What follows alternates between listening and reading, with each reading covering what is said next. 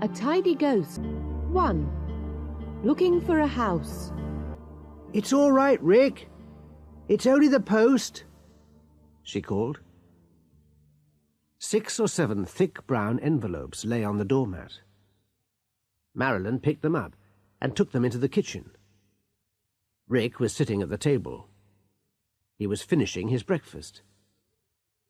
"Is there anything for me?" he asked. "They're all from estate agents," she said. "I hope there's something this time." She put 3 envelopes down in front of Rick and began to open the others herself. They had been looking for a house for 3 months. They were tired of the small flat, and they were tired of paying rent every week. They had been saving to buy their own house for nearly 2 years.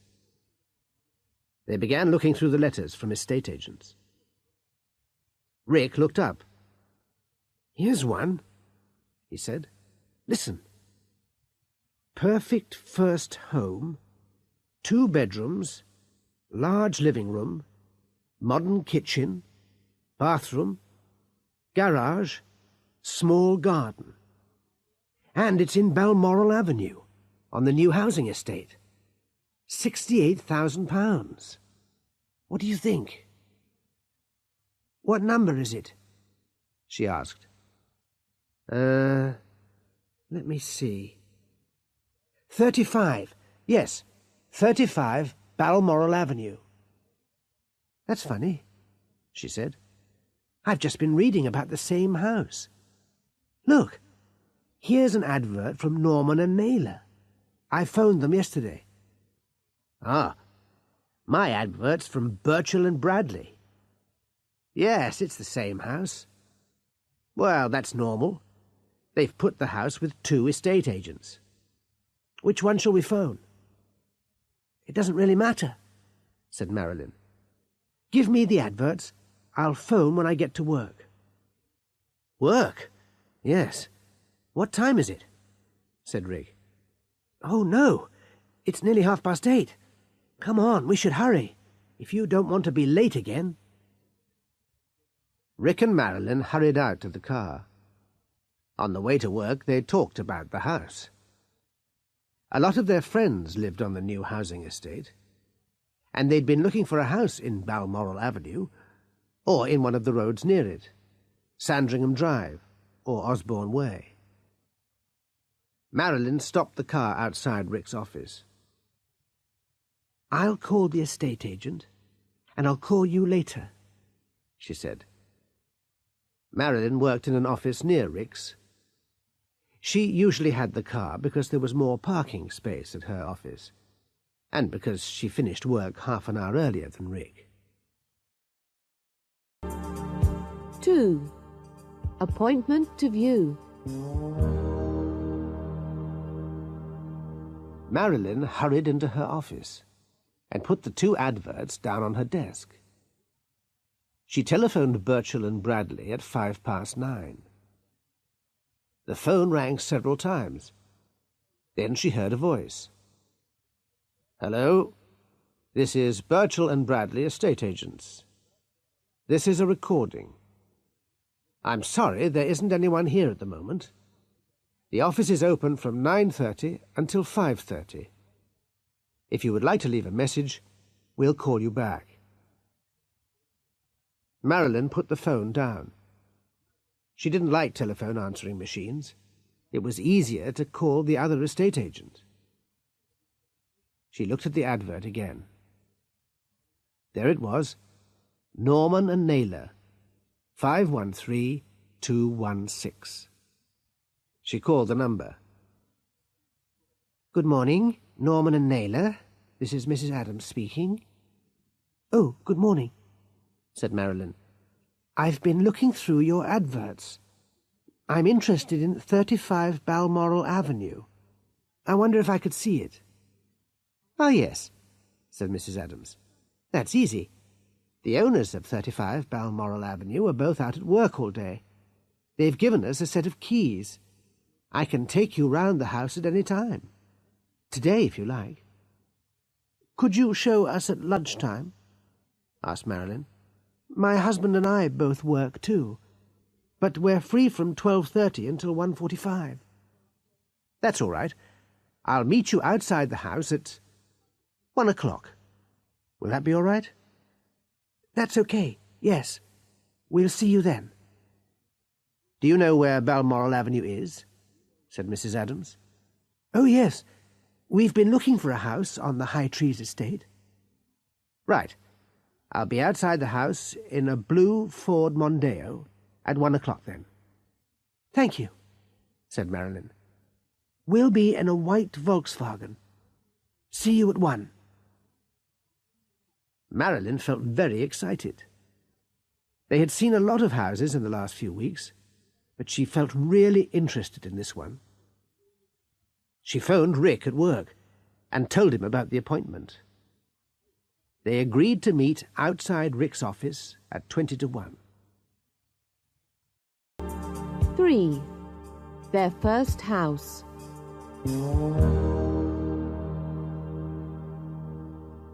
Rick was waiting when Marilyn arrived at the office.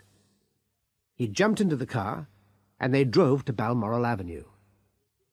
They parked behind the blue Ford Mondeo. Mrs. Adams got out and came to meet them. You know, it's much nicer when the owners aren't at home, she said. You can ask as many questions as you want. Yes, said Rick.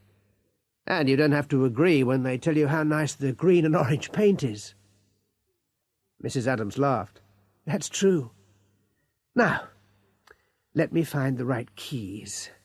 I've got so many sets of keys in my bag.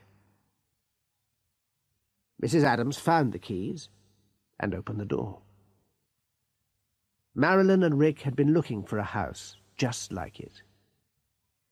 It was built just over 2 years ago, said Mrs. Adams, and it has everything you'll need. Central heating, a modern kitchen, and it's been decorated very well. The carpets were put in 2 years ago, and the cooker and fridge are included in the price. The kitchen's beautiful. Come on, I'll show you. They went into the kitchen. Have you got any children? Said Mrs. Adams. Marilyn and Rick looked at each other. No, not yet, said Marilyn. Well, there's an excellent school just down the road, and you can see the garden from the kitchen window.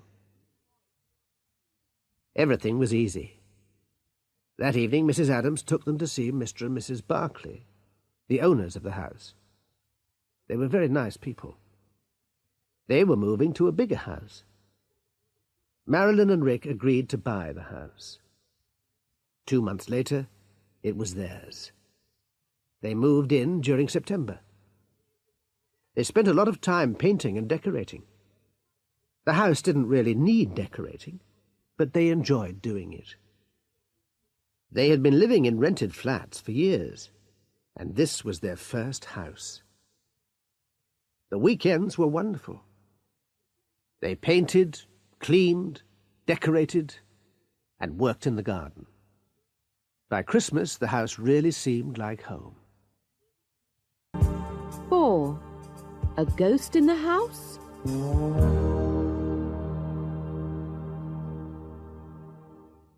The first of the little surprises came early in January. Marilyn and Rick arrived home, as usual, just after 6 o'clock one Tuesday evening.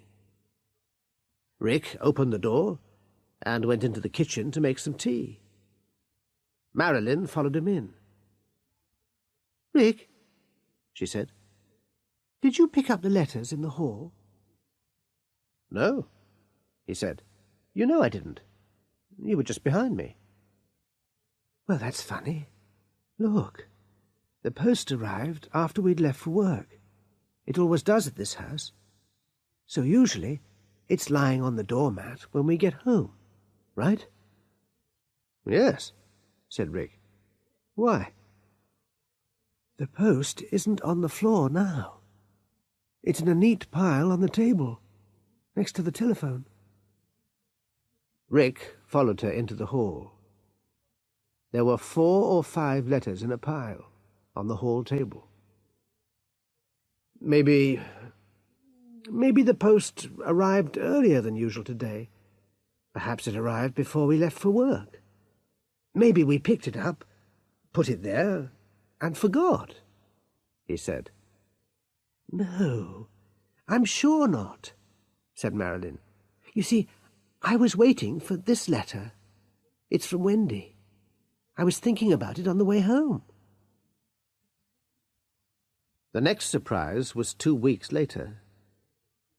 They had been out to dinner with friends on Wednesday evening, and they hadn't woken up when the alarm clock rang.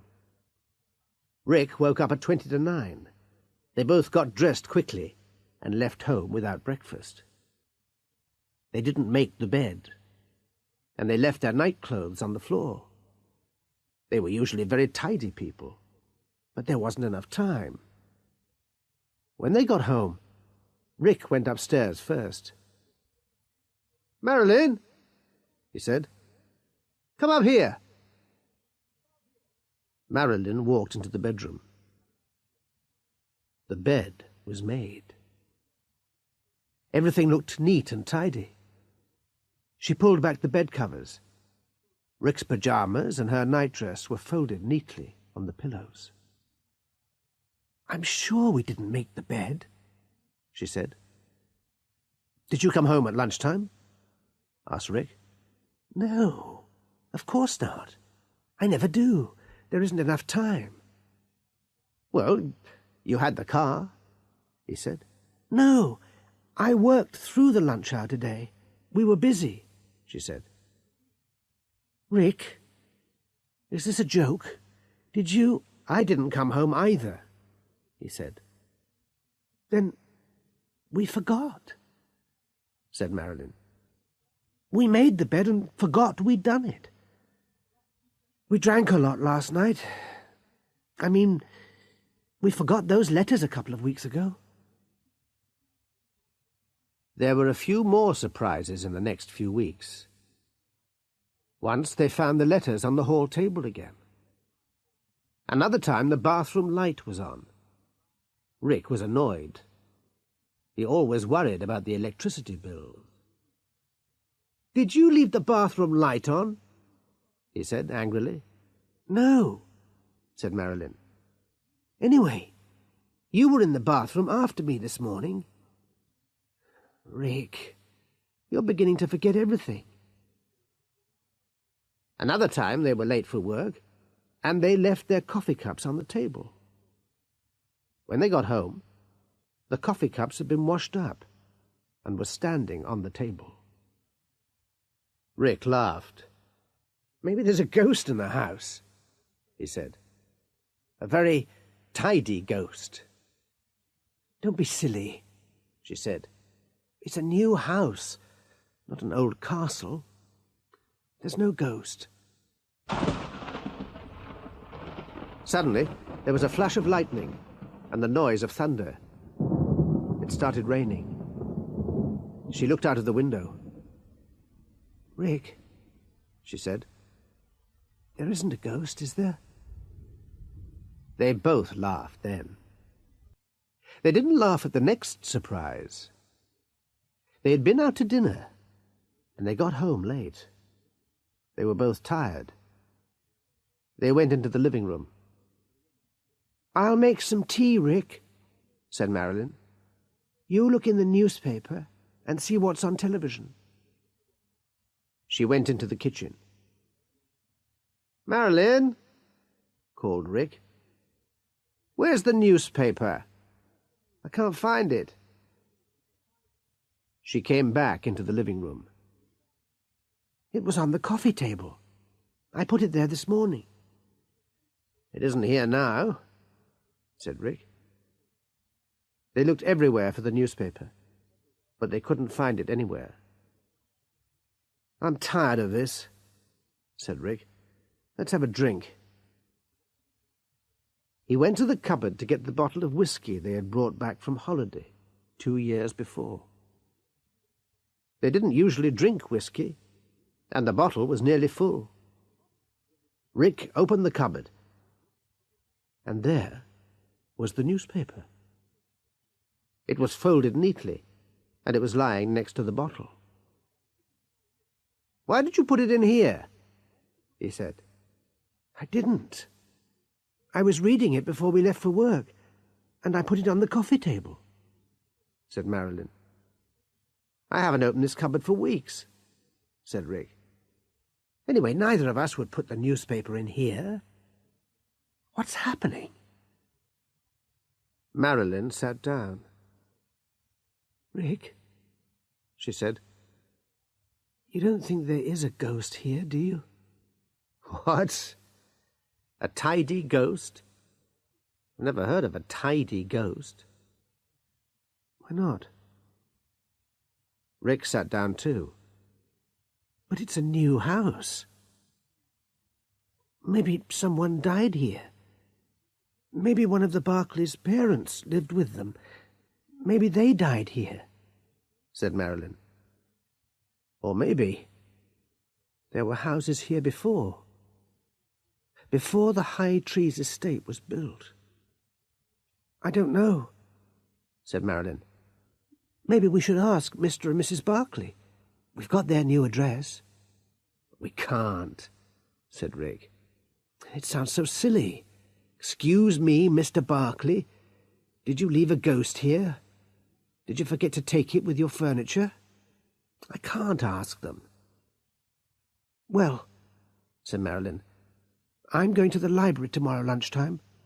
I'm going to discover what was here before this house was built."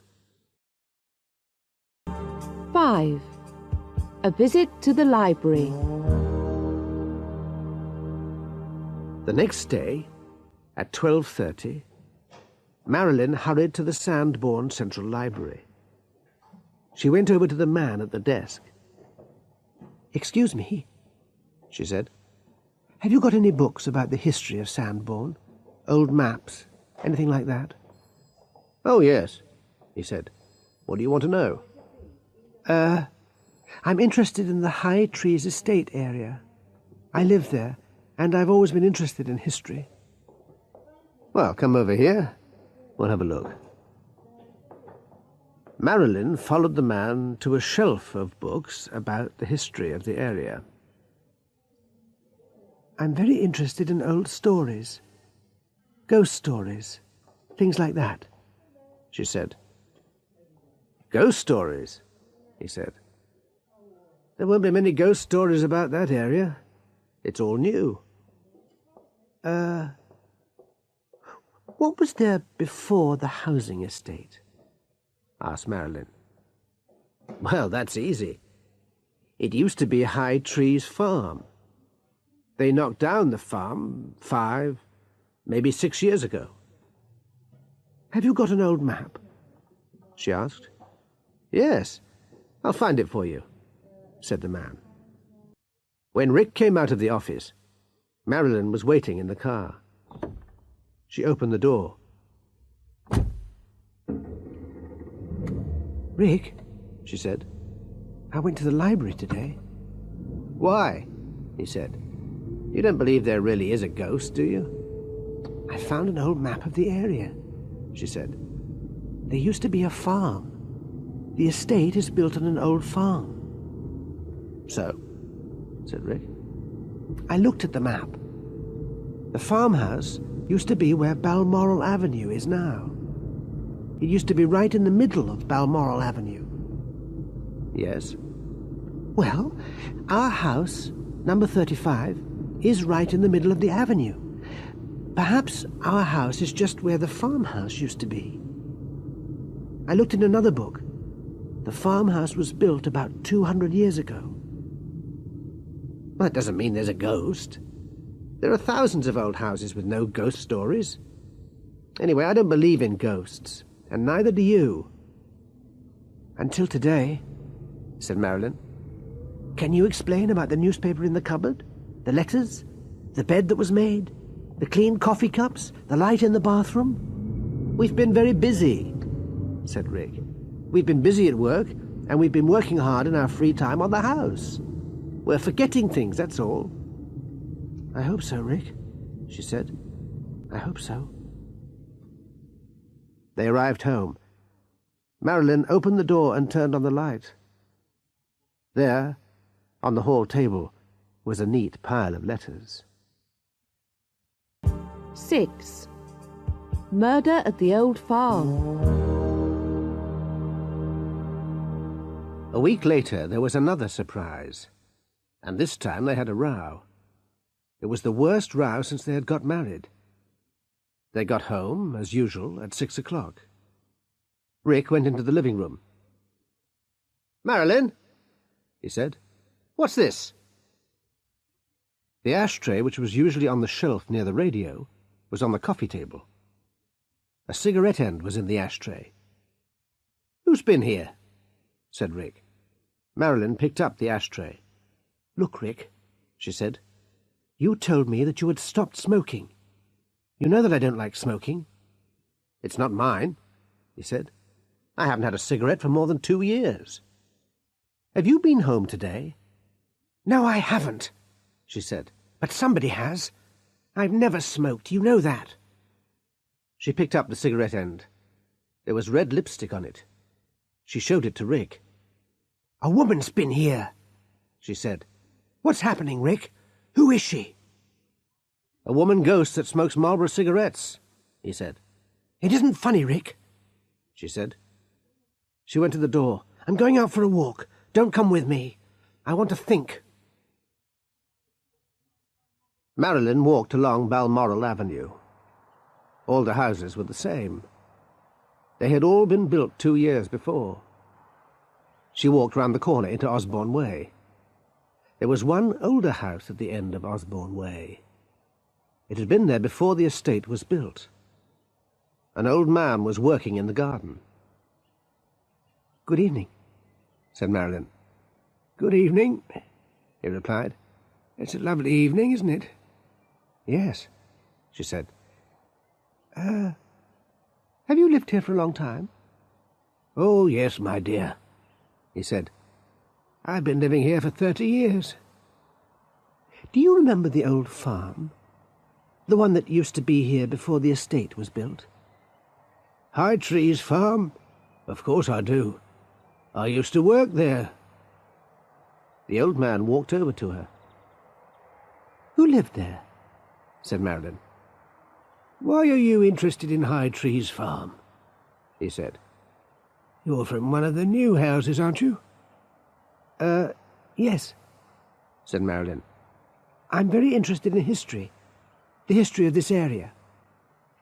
"Well, the farm belonged to old Giles Varley. He lived there by himself, since his wife died, that is. He was a strange man. Nobody liked him very much. I didn't.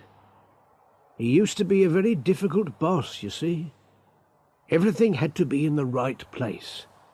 'Don't put that on the shelf,' he used to say to me. 'Put it in the cupboard.' And the house, I've never seen a place as clean and tidy as that house. His wife had always been a very tidy woman, and he wanted to keep the house the same. Yes, poor old Varley." "What happened to him?" said Marilyn. "Don't you remember?" said the old man. "It was in all the newspapers 6 or 7 years ago."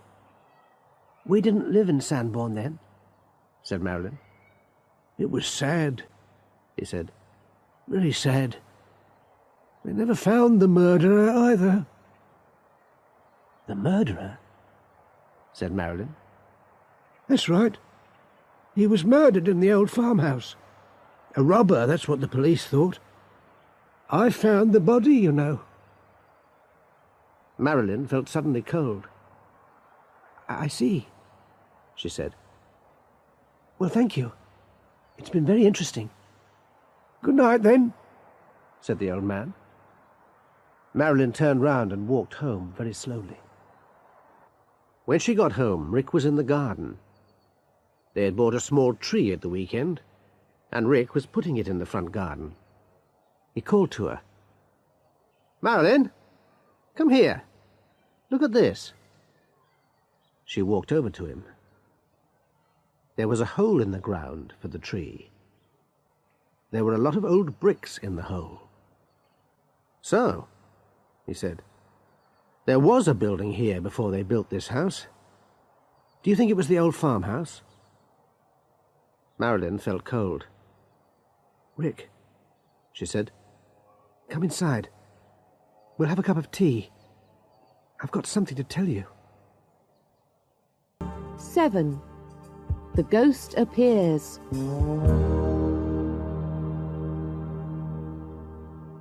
A few days later, both Marilyn and Rick caught flu. They felt terrible all weekend. On Monday, neither of them felt well enough to go to work. They telephoned their offices and decided to spend the day at home. It was a boring day. They both had headaches, and they spent the day in the living room. Rick watched videos. Marilyn read a book from the library. Ghosts of Sandbourne and East Wessex. At 2:30, Marilyn suddenly looked up. "What's that?" she said. They heard voices outside the front door. Then they heard the sound of a key in the lock. Rick jumped up. "What?" They heard footsteps in the hall. "It's a very nice hall." It was a man's voice. Rick and Marilyn looked at each other. Then the living room door began to open. Marilyn took Rick's hand. 2 men and a woman walked into the room. They stopped in surprise. "What are you doing here?" said Rick angrily. "Oh, I'm terribly sorry," said one of the men. "I thought you were out." He turned to the man and woman behind him. "Oh, this is Mr. and Mrs. Patterson. They're very interested in your house." "And who are you?" said Marilyn. "Oh, I'm sorry. Of course we haven't met. I'm Michael Webb, from Birchall and Bradley. I'm very pleased to meet you, Mrs. Barclay." "I'm not Mrs. Barclay," said Marilyn. "The Barclays moved months ago, last September." Rick was laughing. "I understand. You're the tidy ghost." Mr. Webb looked worried. "The tidy ghost? I don't understand." "Yes, the tidy ghost," said Rick. He turned to Marilyn. "The letters, the nightclothes, the newspaper." Marilyn was laughing too. "The lipstick on the cigarette, the coffee cups, the bathroom light," she said. "I'm sorry," said Mr. Webb. "I really don't understand." "We bought the house from the Barclays. We bought it through Norman and Naylor. And you're from Birchall and Bradley, the other estate agents," said Marilyn. "Oh, I see," said Mr. Webb. "The Barclays never told us that the house had been sold. I've been showing the house to people for 6 months. I am sorry. The Barclays gave us a set of keys and told us to show people the house when they were at work." Marilyn smiled. "And you've been tidying the house for us, haven't you?" she said. Mr. Webb looked uncomfortable and embarrassed. His face was going redder and redder. Yes," he said. "You see, I usually arrive before the people that want to see the house, so I've been coming in and, tidying things." "And the cigarette with lipstick?" said Marilyn. "Yes, I'm sorry about that. I brought a lady to see the house, Mrs. Green. She wanted a cigarette while we were talking about the house. I forgot to throw it away. I remembered later in the evening. Didn't you know that it was someone looking at the house?" "Well, no, we didn't," said Marilyn. "Oh, dear," said Mr. Webb. "I hope there wasn't any trouble about it." "I thought—" Marilyn looked at Rick. "I thought my husband—" Then she felt sorry for Mr. Webb, who was very embarrassed. "I thought my husband had started smoking again," she said. Mr. Webb remembered that Marilyn had said, "the cigarette with lipstick." He went redder again. "I'm very, very sorry," he said. Marilyn smiled. She looked at Mr. and Mrs. Patterson, who were looking embarrassed too. "It's a pity," said Mrs. Patterson. "It's a lovely house, and it's a lovely area." "Yes, well, it's my fault. I'm sorry I've wasted your time," said Mr. Webb. "It isn't your fault," Marilyn said. "The Barclays didn't tell you they had moved. Look, can I get you all a cup of tea?" "Yes, please, take a seat," said Rick. "I know that Mr. and Mrs. Collins at number 29 are trying to sell their house. It's just the same as this one. Perhaps we're going to be neighbours." Mr. and Mrs. Patterson sat down. Mr. Patterson picked up Marilyn's book, which was lying on the coffee table. He said. "Ghosts of Sandbourne and East Wessex. I hope there aren't any ghosts round here." "Oh, no," said Marilyn. "There aren't any ghosts round here. They're all new houses." She went into the kitchen to make the tea. They had had a cup of tea and a sandwich an hour earlier, and she hadn't washed up. There, on the kitchen table, was the teapot, and a neat pile of plates and cups. She opened the teapot. It was clean. "But," she said. Then she heard a laugh behind her. It was Rick. "Don't worry," he said. "It was me. I came out and washed up half an hour ago. Don't you remember?"